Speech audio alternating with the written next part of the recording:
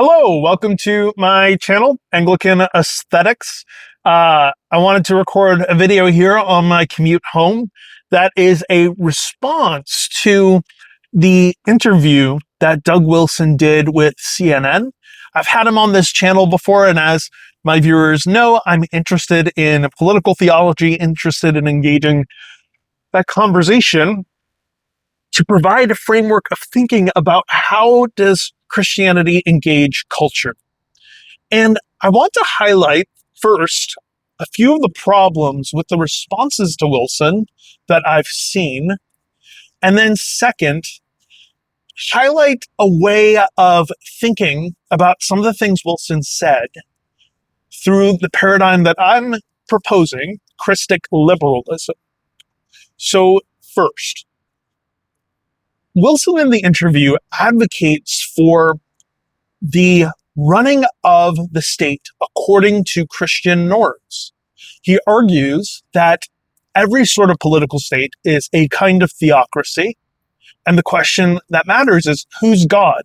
And so who is God in that political state? He argues that in a democracy, it's the people. In a Christian state, it would be Jesus Christ. And Wilson sees this project, as he has explained on this channel, as happening in sort of steps down the road as a kind of teleological aim of political engagement. So he's well aware that there are certain things that you can't do right now.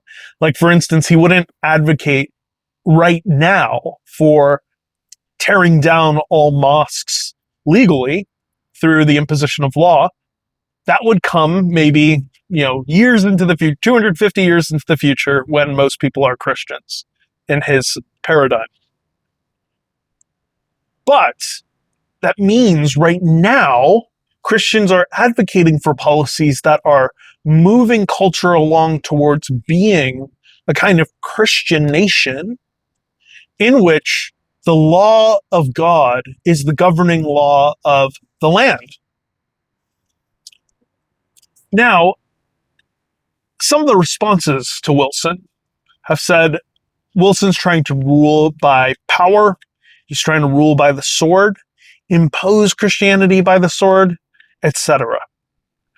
I will argue that, as I did in my exchange with Wilson, that this is where it lands him. I do think someone like Stephen Wolfe is more consistent than Douglas Wilson. And I'll argue that where Stephen Wolfe ends up is not a place we want to be. Douglas Wilson's position is something like theocratic libertarianism. That is to say, he does think that in order to get to a Christian state where something like Islam, the building of mosques, these are just a pair of sunglasses I have because it's super bright. Whereas, in any case, a pair of where mosques that are built where that's illegal, he thinks that would happen way down the road when you're basically converted to Christianity. Everyone's converted to Christianity at this point in his sort of republic. Man, these are so goofy right now because I'm wearing them over my glasses, but that's what I gotta do. And for Wilson, you don't want to impose it now. So we're not going to outlaw building mosques now. And that's kind of low on the totem pole of things. So you sort of deal with the cards you're given, and you're advocating for things that fit the ethic of Scripture basically as much as you can. Now, the problem with this, to my lights anyway, is that if you think, and well, before I sketch the problem, what I take to be the real problem here, let me list some of the problems with the responses. So Russell Moore, for instance, said that the people who follow Wilson's way of thinking here end up being losers. Wilson's team used this as a kind of marketing opportunity. Produced a pretty clever video, all things considered, that turned that against, I think, Moore. And the real problem with some of Russell Moore's critiques here, right, is that Moore himself, to my knowledge, has not articulated a consistent paradigm for Christian engagement with the public sphere. For Russell Moore, there are certain things he might advocate for in the name of Christ. For instance, he might advocate for generosity towards the immigrant, for the elimination of systemic racism in the pursuit of justice, that are frankly selective, right? He might advocate for something like a limited form of reparations on account of past historical injustices committed against African Americans in this country, on the grounds that God's justice requires rectification of oppression in societal structures and therefore has political implications. Okay, but the moment you make that move, you are then saying, at least to some extent, the law of God, the justice of God, should be enshrined in the structures of society. So then the question becomes, to what extent should we take that? The worst evils are not at the first moment or at the first instance things like murder or things like racism, though obviously those are horrific evils. The root of those evils is rebellion against the holy God, who is the source and standard of all goodness.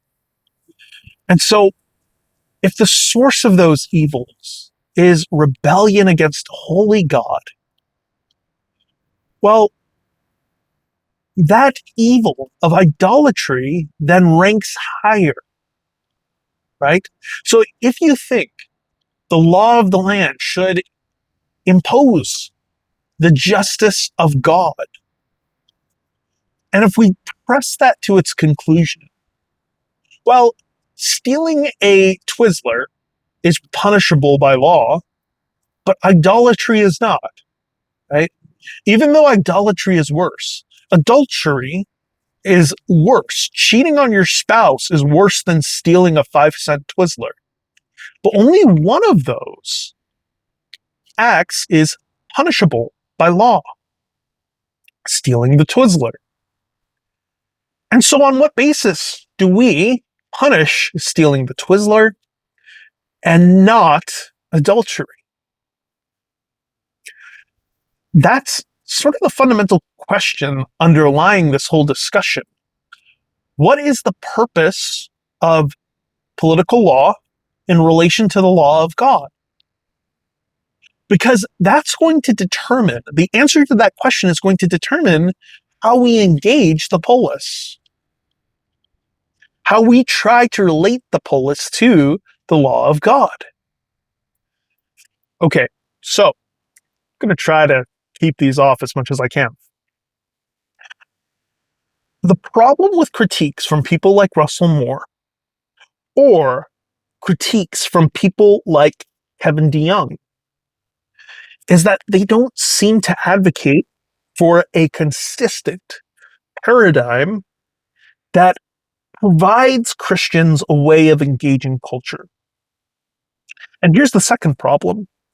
People will often claim that people like Wilson, people like Stephen Wolfe, are being historical, right? That they're abusing the past sources.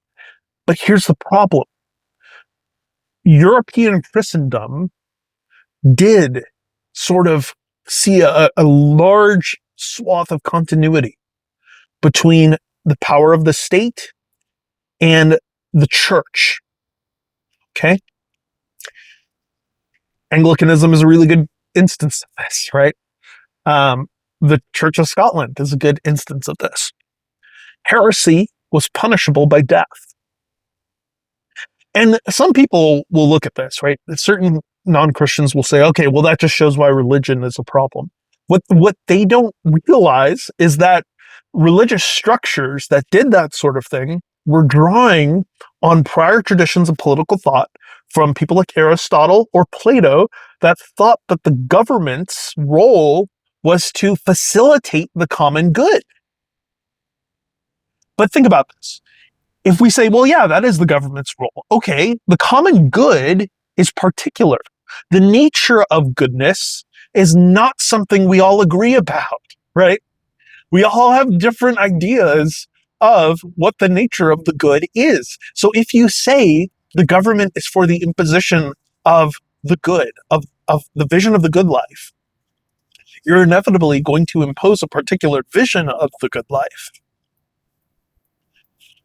Thus, Plato advocated for the censorship of poetry. Well, why? Because poetry, certain paintings, certain art forms are base. They don't cultivate virtue, and so you censor them in order to cultivate civic virtue.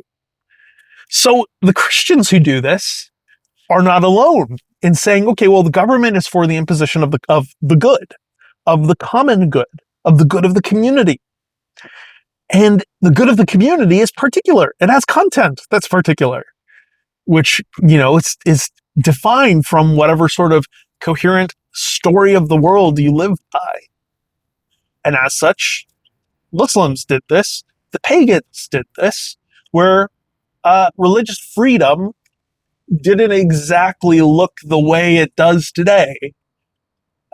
Christians could be persecuted for preaching that the other gods don't exist, right? Okay. Why? Well, because it was thought to destroy the common good to do that. So this idea of persecuting others or quashing other visions of the good that don't align with the ruling class's idea of the good, that is not unique to Christianity. There's a very venerable tradition of that.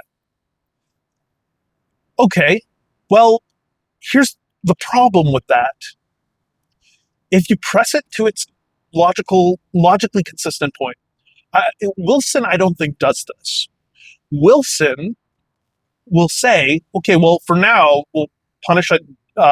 We might revoke Obergefell, but we're not going to punish idolatry just yet. But idolatry, biblically, is worse than sodomy. Worshipping a false god is worse than sodomy. And so Stephen Wolfe, I think, more consistently says, okay, yeah, the government's for the imposition of the vision of the good.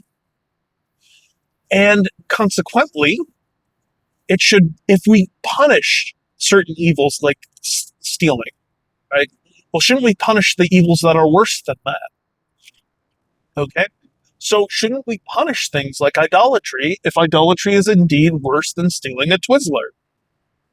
And he would answer, yes. So when Christians have enough power to do that, enough of a majority to do that, then they should start doing that.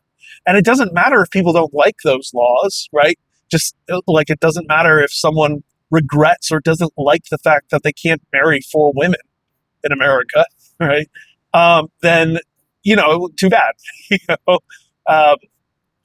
They're contradicting the common good, the facilitation of the community into participation in the life of God. So the problem with Wilson's view is that if he were consistent, it would take him to a place like Wolfe. And if it does take him to a place, like let's say someone grants that point, it would take him to a place like Stephen Wolfe. What's so bad about Stephen Wolfe's system? The problem, I would argue, the ultimate case study is the wars of religion. Like that, what happened in European Christendom in the wake of this theory of government was the spawning of countless wars of religion. Because people are vying for their vision of the good.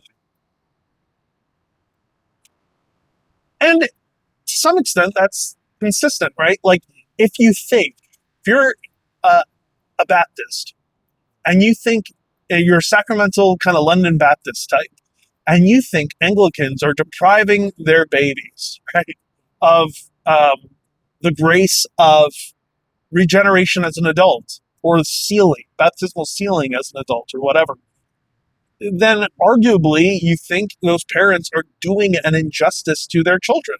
And vice versa. If a Baptist prevents their children from the baptismal font, you would argue, as I do, that Baptists are doing an injustice towards their children.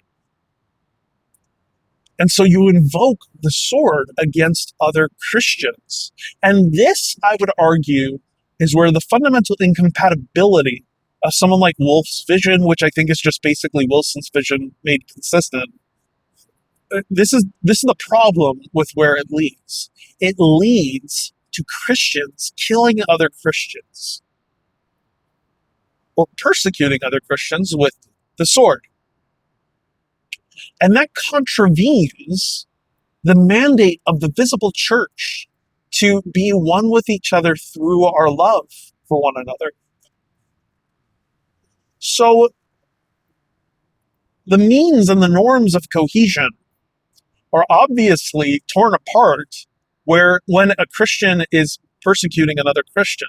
If we think Baptists are genuine Christians as Anglicans, right, then to lift the sword against a Baptist is nothing other than to lift the sword against my brother in Christ.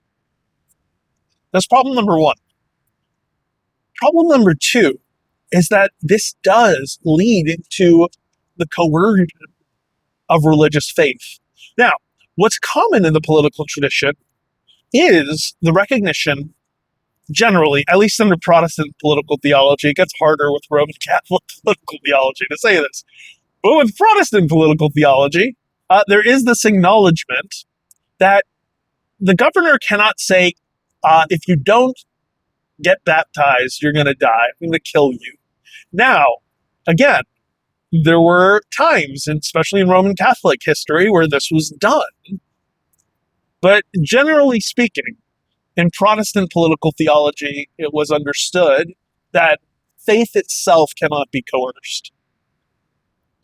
What I want to argue is that that's true, that we should maintain that bit of Protestant political theology. I think it's a good bit of Protestant political theology. And if you take that consistently, then we have to reject forms of religious violence or religious coercion. Here's what I mean. God can save someone through a forced baptism, of course. But that's obviously not the ideal under which one might get baptized. Similarly, if Timmy says to Johnny, if you get baptized, I'll give you $100. And Johnny says, sweet, I'm going to do it. Johnny goes to the baptismal font, and you know what? He actually repents. And then he becomes a Christian. It takes, not ideal, not an ideal way to come to Christ. But God could still use it. Doesn't make it a good thing to sort of reify as normal in our society. What I want to argue is that if we take this view that the government is for the imposition of a particular vision of the good, well, then we run into these sorts of problems. Eventually you get to the place where religious faith itself gets coerced. And as we as the church should prefer people to come to Christ freely rather than coercively, we should prefer a kind of mode of political society which facilitates one's coming to Christ freely rather than coercively. So, for instance, let's say in society, we made it illegal for an atheist to proselytize, to share their views.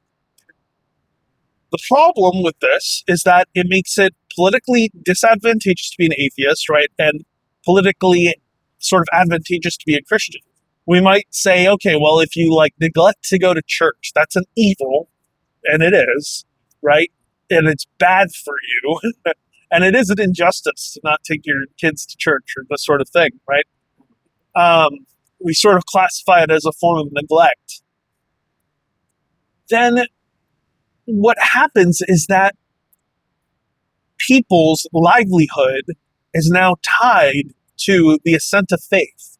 In other words, we get to a situation in which socially, through material means, we're pointing a proverbial gun at our neighbor's head and saying, if you don't become a Christian, then I'm going to fire, or at their legs, or, you might take away certain things that they use to survive or provide for their families and such. You're depriving their material needs or depriving their capacity to secure for themselves material well-being, and thereby coercing them to the extent that you deprive someone of material well-being on the condition that they don't become a Christian and don't express Christian views in public.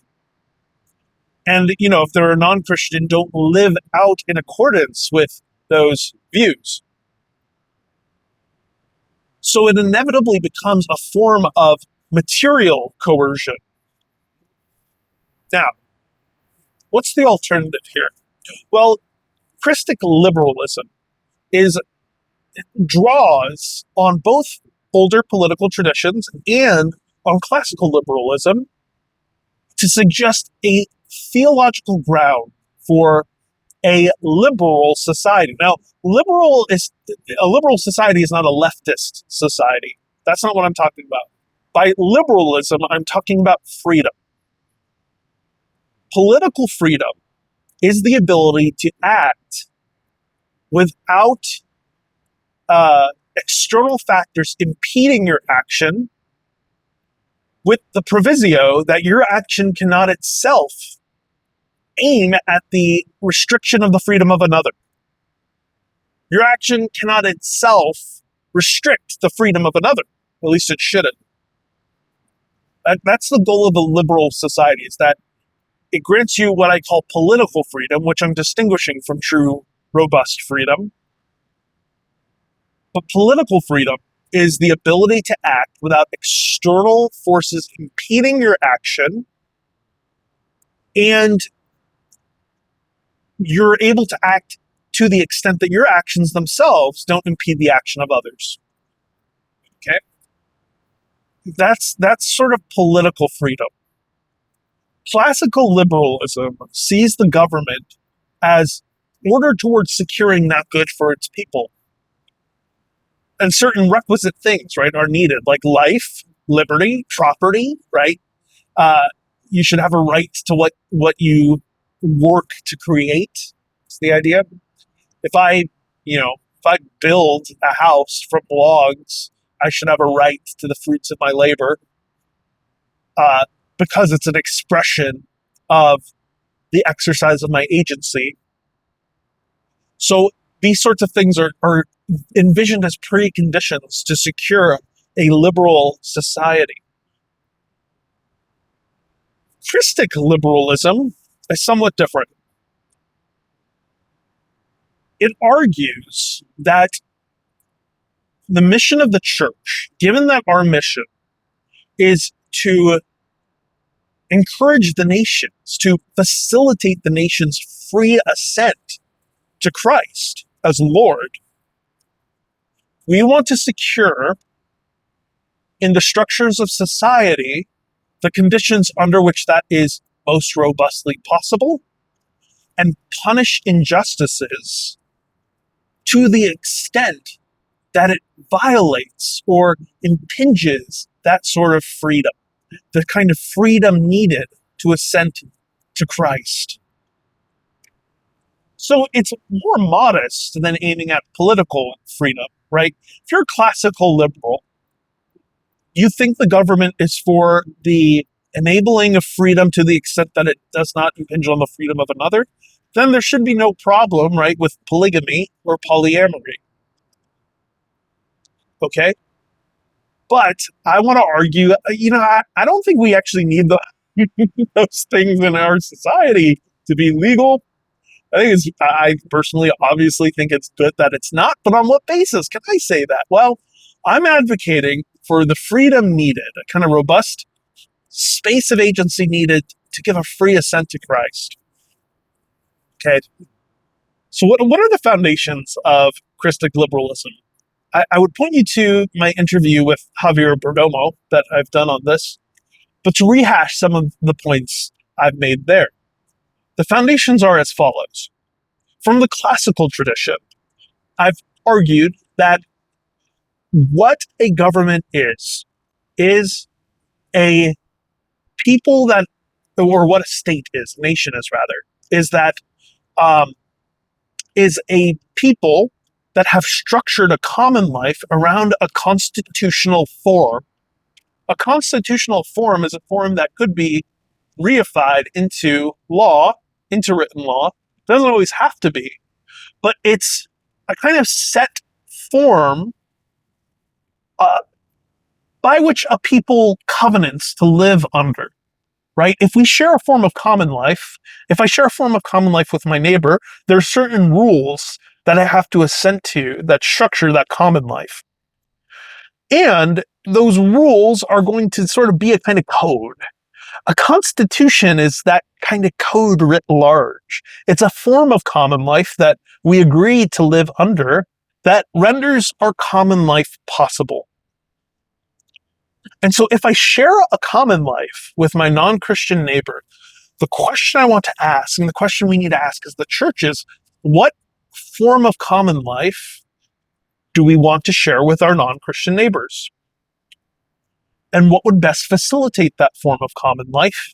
In which, and I would argue it's a form of common life that would facilitate one's free assent to Christ as Lord. Now, some people have charged that, this idea that laws and constitution derive from the consent of the people who have formed those. That's from Locke, and that's from Rousseau, and it's not. That's actually just false. That is not where classical liberalism is innovative. You can actually find this in Richard Hooker, in chapter 10 of book 1 of the Laws of Ecclesiastical Polity. You can find this notion in Aquinas. You can find this notion in Aristotle. And the point of the government then is to uphold the Constitution, the constitutional form which coheres the common life of a people. That's the point of the government. So political philosophy gets you as far as to say, okay, what is government for? It's actually not. And I would argue from the classical sources, we shouldn't think of the government as itself being for the securing of the common good in and of itself. Now, obviously, in an ultimate sense, it's ordered towards the common good. But the way the government immediately does that is through the upholding of a constitutional form which structures a common life. And when you change that constitution, you've changed the state. So, what form of common life should I seek with my non-Christian neighbor? As I've argued, it's that form of common life which best enables the mission of the church.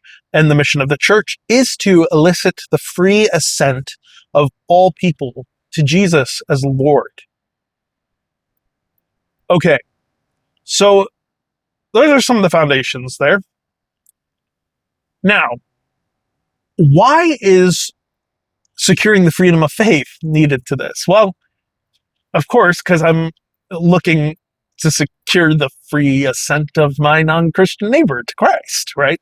So I actually think there's a pretty direct line from the mission of the church and the nature of government towards a kind of liberalism, right? A kind of orientation of the government towards freedom. Now, that respects the coercive power of the state, which is to say, under Christic liberalism, my argument is that the state's coercive power should be used to secure the freedom that's necessary for my non-Christian neighbor to give a kind of robust assent of faith.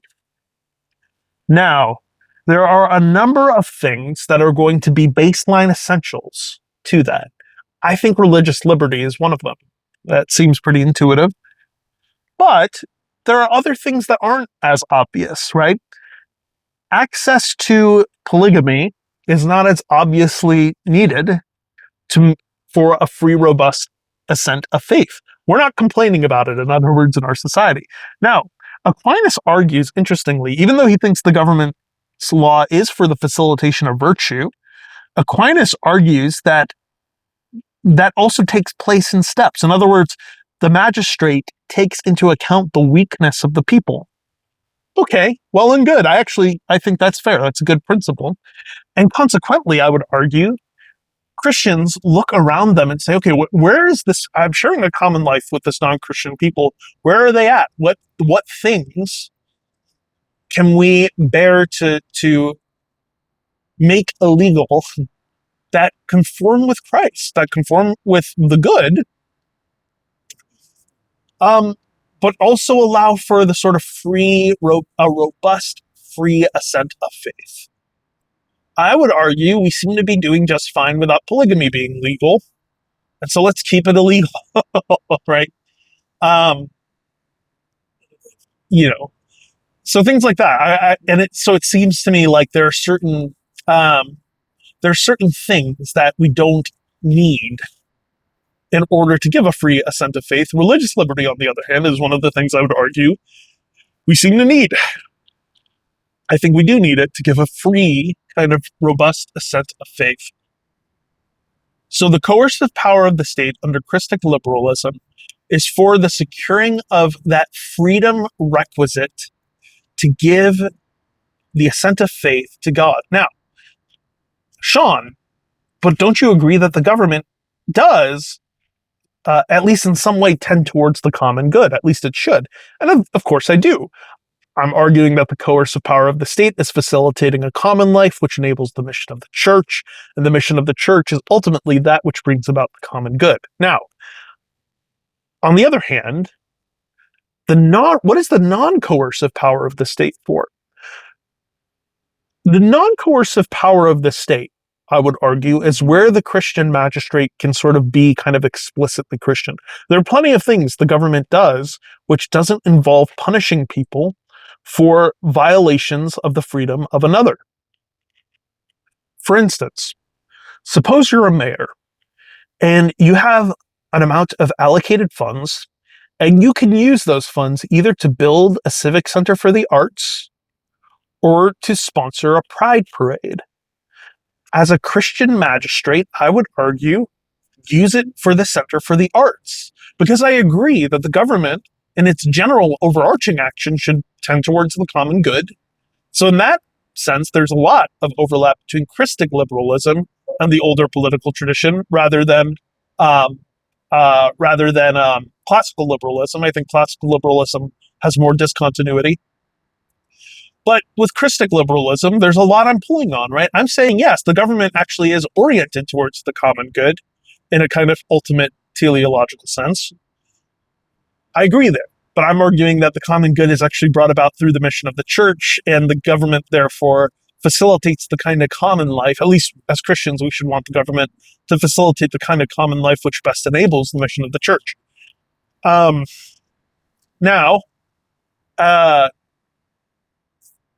The non-coercive power of the state is where I think a Christian magistrate can seek the common good, that is to say, to seek facilitating participation in the life of God in these non-coercive ways.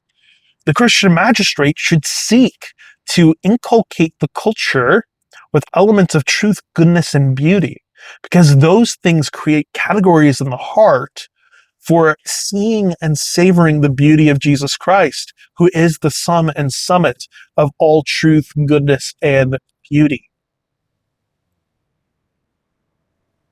So in that sense, then, there's a kind of robust space for a Christian magistrate to enact explicitly Christian principles.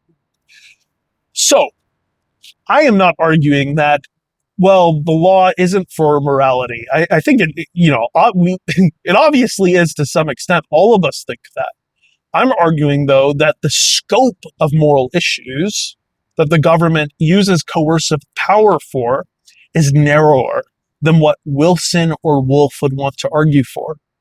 It's particularly to punish those evils that impinge on the liberty of faith. This would actually justify punishing things like murder. Obviously, I need to I need to be alive in order to give a sort of robust free assent of faith. If someone steals, my goods, that's a limiting factor on my agency. And so the government should punish that, right? And it's kind of limiting factor on the overall health of my agency, in which I can sort of give a robust, free consideration of the claims of Christianity. So the government should punish those injustices which impinge on those freedoms that are requisite to facilitate a robust assent of faith to Christ.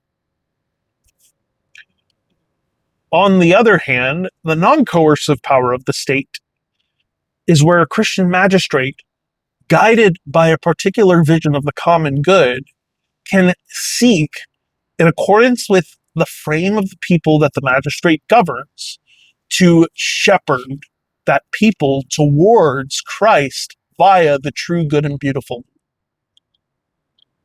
Because, I would argue, participation in the true, good, and beautiful, creating robust opportunities to participate in the true, good, and beautiful, enhance one's agency for Christ. They sort of elevate one's agency, I would argue. And so the Civic Center, for instance, for the arts, is preferable to the Pride Parade as a icon or builder of truth, goodness, and beauty in the polis. So it's Christic Liberalism because for two reasons. First, there's a theological ground for caring about freedom, for caring about political freedom to some extent, at least a modulated version of political freedom. There's a theological rationale for it, but it's also Christic because I'm actually not advocating for the government enabling full-blown political freedom, because there's certain freedoms I just think we don't need and that are good, that society seems to be doing fine without, and that are good, that they are illegal. So, for instance, if we can create societal consensus to keep, pornography, to make pornography illegal, I think that would be a good thing, actually. That would be part of the government sort of both accomplishing that tending of society towards the good, towards the common good. And it doesn't seem to be necessarily requisite to free, robust assent of faith. Now, what we'd have to do to get there, I think, is to create societal consensus in order to enact a law like that. Because, and this is to address one of the objections that Wolf brings up, because freedom is situated. So one of the objections Wolf might bring up to someone like me, who's arguing against coercion at the level of the sword, with respect to material coercion in particular, namely that social forces are coercive. The reason a lot of people don't speak up against certain things is for fear of embarrassment, right? If you are in a pro-vax area and you're anti-vax and you speak up, or if you're in an anti-vax area, majority dominated population, and you're pro-vaccine and you speak up, you might not want to do that for fear of standing out because of the social pressure that's placed on you. And that might even lead to you adopting the views of those around you in order to sort of fit in and to have kind of social cohesion with those around you. Okay? Well, therefore, Wolf argues, isn't that a form of coercion, right? Like, my friends can exclude me, and that puts pressure on me.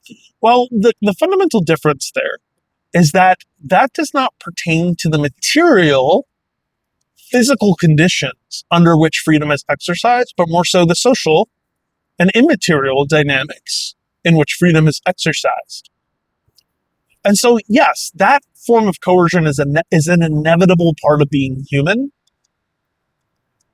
whereas material coercion, punishment, is externally imposed on top of your body or the material conditions of your life. So I don't think one can argue from the propriety of societal forms of coercion to the propriety of governmental law / sword imposed visions of coercion. I just don't think that follows at all.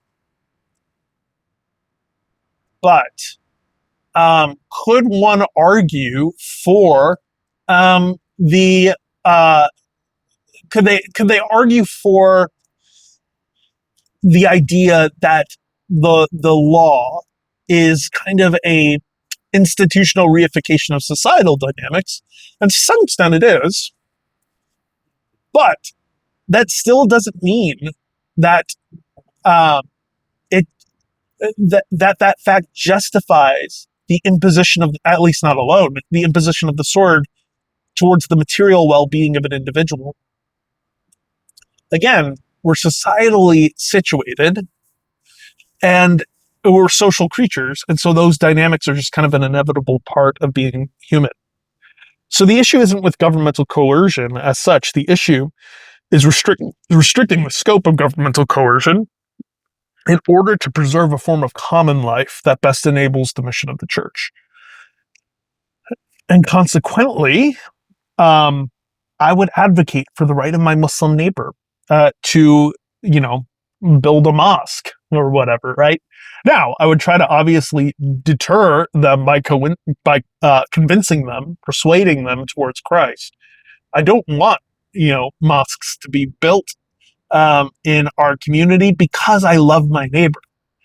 Not because, Muslims and mosques are, they are obviously temples of idolatry, but not because Muslims are sort of worse depraved sinners than anyone else, but it's because I want my Muslim neighbor to come to Christ, right?